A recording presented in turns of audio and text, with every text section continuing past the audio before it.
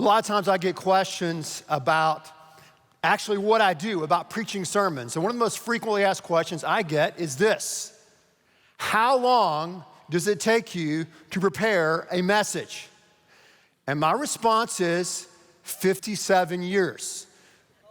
And what I mean by that is it's however old I am. Why do I say that?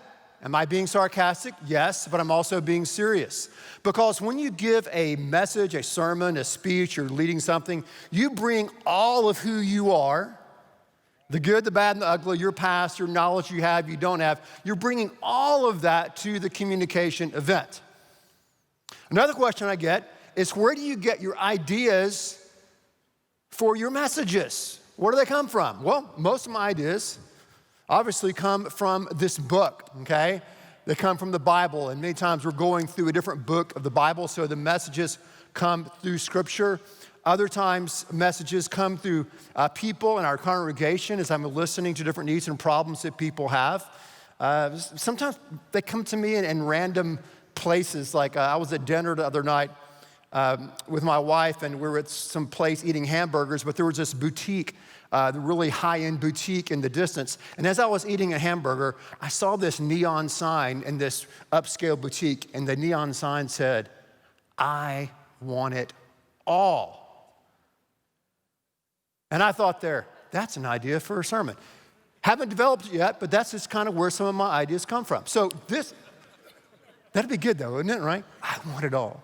So the idea for this sermon actually came from an atheist, an evolutionary biologist by the name of Brett Weinstein. And I was watching his podcast. I mean, we're talking about, it was a Joe Rogan in-length podcast, if you know what I'm talking about.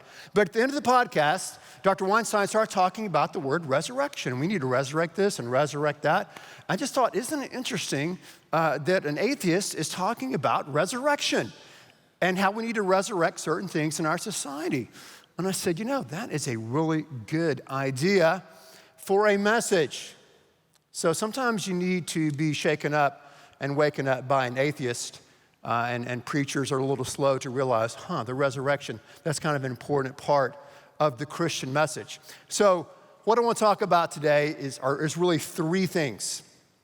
And I'm using the word resurrection really as a metaphor, an analogy. So in the crudest form, the term resurrection, or to resurrect something, means to bring something back to life.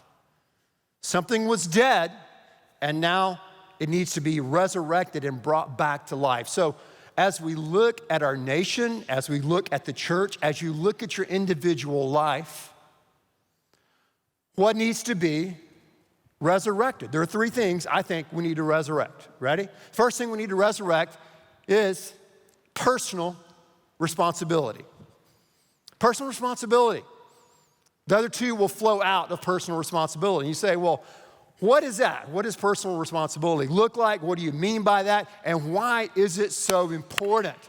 We'll get to that in a second. But first of all, we have to realize and embrace what is the problem. What's the problem that we're facing? What's dead that needs to be brought back to life in our life individually and our lives corporately? Turn to John chapter 10, verse 10. We looked at John 10:10 last week. We're going to look at John 10:10 again. John 10:10 again. John is the fourth book in the New Testament: Matthew, Mark, Luke, John. It is my favorite gospel. If I'm allowed to have a gospel favorite, it's my favorite one. In John 10:10, Jesus is talking, and he is laying down and dropping some truth bombs. Here's what he said. The thief comes only to steal, kill, and destroy, but I have come that they, that's us, may have life and have it to the full. That's what we talked about last week. We talked about the thief. And many times the thief is not someone out there, but it's someone in here.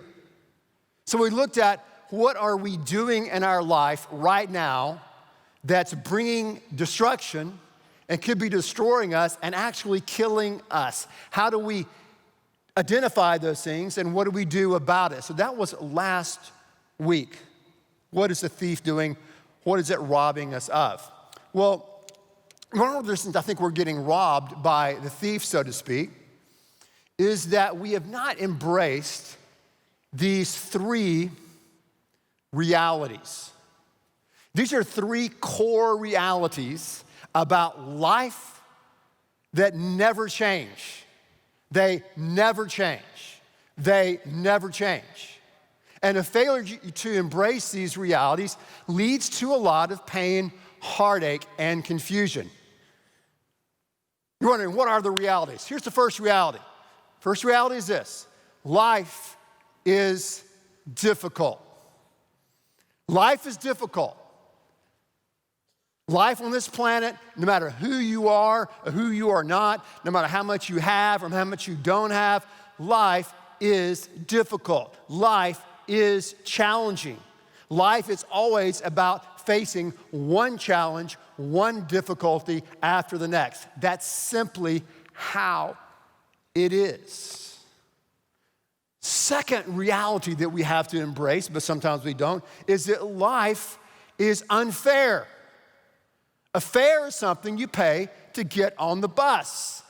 Life is not fair. Life is unfair. We are born into an unfair world. Decks are stacked against some people, decks are stacked for other people. There's always gonna be someone who's more pretty than you are, who's more athletic than you are, who's smarter than you are, who's richer than you are, who's born in a better zip code than you're born in, or whatever, or has less pain and suffering. There's always gonna be this imbalance, this unfairness of life. That is a part of the human condition. Third reality that we have to deal with is that life is full of suffering. Life is full of pain and suffering. You can't escape it. A lot of pain and suffering we have in our life, as we looked at last week, are caused by our own choices. Our choices have consequences. And so when we make bad choices, we have bad and ugly consequences. Some of the pain and suffering in our life is caused by circumstances that are beyond our control. We live in a broken, fallen world with broken, fallen people who do broken, fallen things. The world, the universe, the cosmos is not the way it's supposed to be. So our lives are going to be full of suffering. That's simply how it is. And there was a great novel written years ago, a really small novel written by yet another atheist, Voltaire, called Candide. And Candide is a satirical little novel that he wrote against the prosperity gospel even before there was a prosperity gospel. If you've not read Candide, it is an absolute beatdown talking about the unfairness, the difficulties, and the sufferings that we encounter in life. So, what happens to us when we bump up against the unfairness of life, difficulties in life, and pain and suffering? What do we do a lot of times? Well, a lot of times, at least in our culture, the Western world, is we go check out and go to see a therapist, right? We do. We go see a counselor. We go see a therapist. As you know, if you heard me talk before, if you read any of my books, I'm not against therapy or counseling at all. I wouldn't be here if it were not for counselors, okay? I need help, I get it. But some therapists, it's kind of interesting. Some people go into therapy basically because you're trying to answer the question, why? Why is my life difficult? Why are things unfair? Why am I suffering? And in light of that, why am I doing what I'm doing? And why am I feeling what I'm feeling like? And you go into some counselor's office, you sit down, they're gonna ask you, well, tell me a little bit about yourself. And then they're gonna say, tell me a little bit about your past. And they're gonna start digging one session after another, digging into your past. Tell me about your family, your mom, your dad, your step-parents, or whatever happened, your sibling. Tell me about the events. And pretty soon, they're gonna have a picture for you of what's happened in your past, of the difficulties, unfairness, and suffering. And many times, clients or patients leave the therapist's office with a list of people or things to blame, right? So what's going on in my life is not my fault, it's my past fault, it's my parents' fault. It's their fault. And so they leave that place. This should be a place of healing and moving forward, but they leave that place instead stuck and blaming others for their situation. Now, imagine, if you would, we could take someone out of history and put them on the therapist's couch, okay? So I thought about, what if we could go dive into the Bible, the biblical history, and put someone on the couch. And who I want to put on the couch is one of my favorite guys in the entire Bible, definitely my favorite guy in the Old Testament. Because there's some crazy stuff in people in the Old Testament. And one of the only righteous dudes in the Old Testament was a guy by the name of Joseph. Let's say if we can put Joseph on the therapist's couch. Okay, can you imagine that? And let's kind of twist the story a little bit. So Joseph sits down on the couch and the counselor says, well, tell me a little bit about yourself. Tell me about your family. And Joseph goes, well, I grew up in this family and had a lot of brothers, and I was the youngest and the baby, therefore I was pampered, and I had for a while before Benjamin came along, and I had all this stuff and had this cool custom-made code, and I had all these dreams and visions, but man, my brothers were jealous and envious of me, and so my brothers sold me out. You ever heard of human trafficking? I was the first person that did that. And they sold me out into slavery. And before I became a slave, I was thrown in this dark pit. I was just taken of everything. I'm there in this dark pit, and I'm so ticked off. I'm so mad at God, what he's done in my life, and my brothers, and my dad didn't do anything about it. And I'm just mad as a stack of hornets, man. Finally, some people take me. They take me over the lines. They smuggle me to this place called Egypt. They put me in this guy's house by the name of Potiphar. He's in military intelligence. And his wife keeps coming on to me. And Potiphar is out, on a business trip. And man, I just started, having relationships with her. Why not? Man, life has ripped me off. This is not what I thought was going to happen to me. It's unfair. I'm just going to go ahead and have a good time with Potiphar's wife. Why not? She likes me. I like her. Love is love, right? Finally, though, I got caught. I don't know to tell you my story, Dr. Fuzzy Face, but I got out, and Potiphar caught me, and he threw me into prison.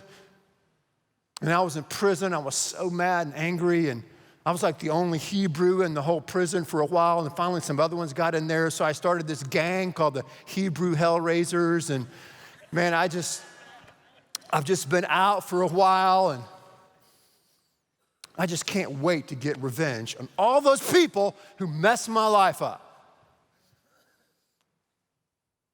I'm blaming others. I'm just going to be the victim, Joseph said.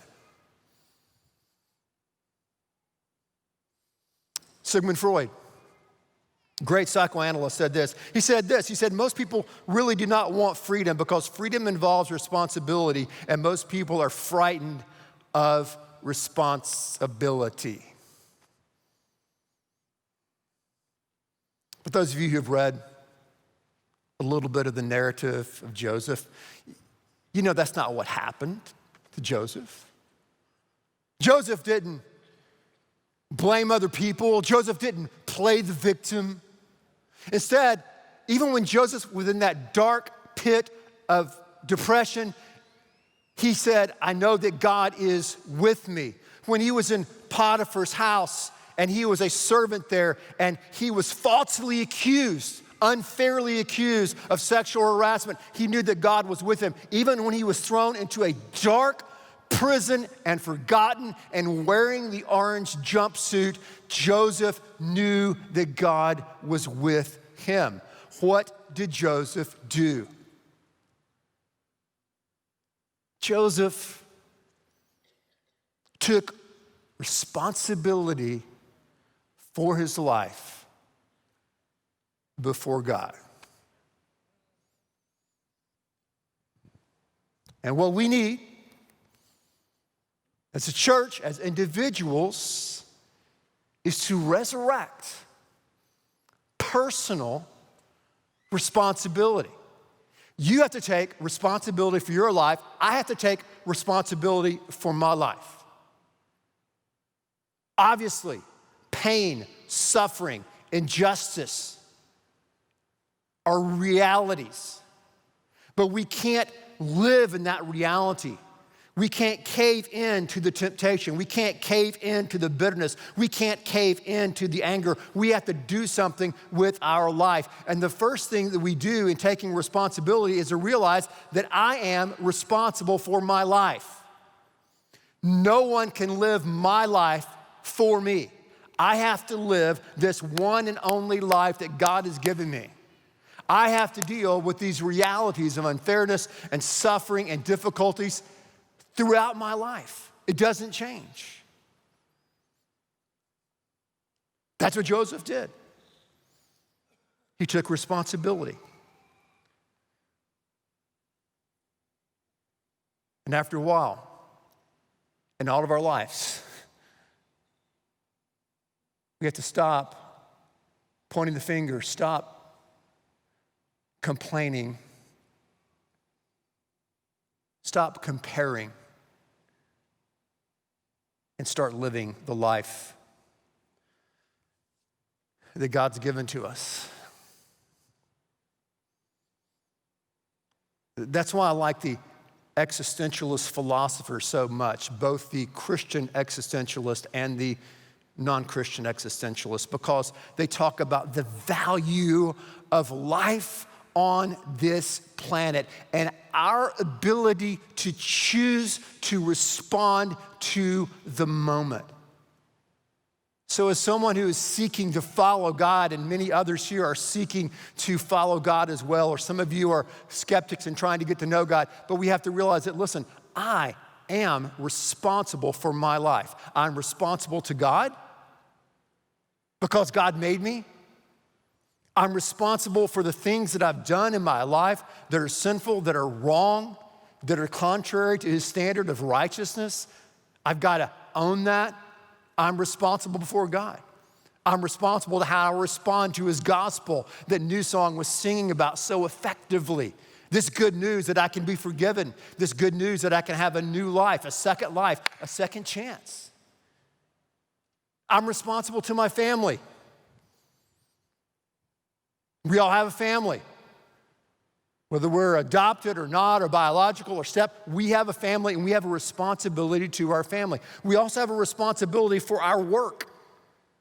And your work may be in school right now. Your work may be in your job and your career. But we have a responsibility to take the gifts and talents that God has given to us, to take the bad and the negative and the pain and suffering and ask that he would redeem that and use that to honor and to glorify him. Where do you find purpose and meaning in life? You find purpose and meaning by taking responsibility for your life before God. Jocko Willink is a former Navy SEAL commander. And Jocko opens one of his books talking about this brutal situation in the Middle East when he was leading a group of Navy SEALs and it went all wrong and people were firing this way and firing that way and many soldiers lost their lives in friendly fire. And there was an investigation and Jocko as a commander had to go before these generals and give an account of what happened. And he said, there's so many things I could have blamed, the radio, the language barriers, the this, or that. But Jocko said, I had to take ownership for what happened because I was in charge. And so he likes to use the term, instead of personal responsibility, extreme ownership. Extreme ownership of your life. Extreme ownership of your failings and wrongs. Extreme ownership of your gifts and talents that you can develop as you grow and move forward and respond to God. In a sense, it's like we need to make a pledge. And it's a pledge that you continue to do in your life. It's not just something, a pledge you'll make as a student or a pledge you'll make in your 20s or 30s. You gotta make that pledge over and over again, which basically says, listen, I will do what I can, where I am, to make a difference with the one and only life God's given me. I will do what I can, where I am, to make a difference with the one and only life God's given to me. In the middle of unfairness, in the middle of suffering, in the multiplicities of difficulties and challenges that we all face, I'm going to take extreme ownership. I'm going to own my life before God. I'm going to own my gifts before God. I'm going to own my shortfallings and shortcomings before Him, because I want my life to count. And one day, all of us are going to give an account for our life. We all must give an account of our life before God. 2 Corinthians 5 verse 10 says this. It says, "For we must all appear before the judgment seat of Christ, so that each of us may receive what is due for us, the things done while in the body, whether good or bad." April 15th, we got to give an account, don't we, of what came in to us personally and to our company. In life, we're accountable. You're accountable to your teachers. Teachers, you're accountable to your students. Bosses, you're accountable to your employees or to your board of directors. Employees, you're accountable to your boss. We're all accountable for the work that we're doing, and we're ultimately accountable before God. God expects us to be accountable for our life, for what we've done for Him. And you say, what will we be judged about? What will we be held accountable for? We'll be held accountable for, check this out, our response ability. We'll be held accountable for how we responded to God, to our life, with the abilities that He has given to us. It's our ability to respond. It's our response according to our abilities. Old Joseph, man, talk about a brutal, unfair, difficult life of suffering. Oh my goodness. Talk about Job, the oldest book in the entire Bible. The suffering, the difficulties, the injustices. But what did Joseph say? If you know the story, he went from the pit to Potiphar's house to prison. Wherever he was, he said, God, I want you to use me. I'm responsible for my life, for my talents. Wherever I am, I'm going to make a difference with my life, even in prison, even in injustice. And he rose to a point, to the pinnacle of power and influence, where he became second in command over all of Egypt. His family came to him. His brothers who betrayed him, who trafficked him, came before him. And what did he say? You meant it for evil, and what happened to me was evil. It was wrong. It was painful. It was sinful. But somehow, some way, God meant it for good, for the saving of many lives.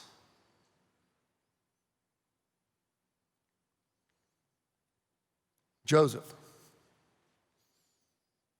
went from the pit of despair to the pinnacle of power and influence because he took responsibility for his life before God. Even in the dark times, the tough times, the brutal times.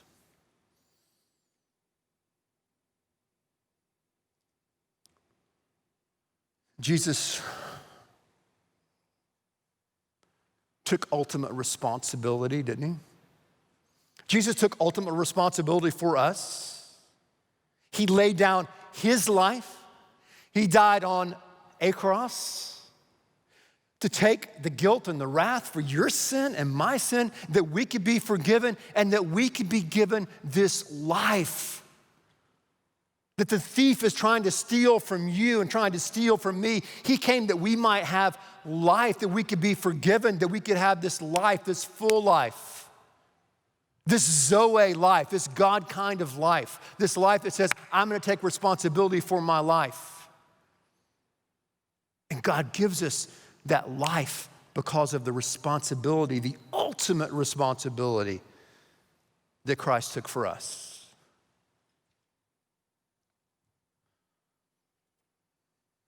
Three things that need to be resurrected. The first thing is personal responsibility. Number two, just kidding. Number 2 and 3 we'll get at next week. Oh, the guys are panicking. It's football season. I know that.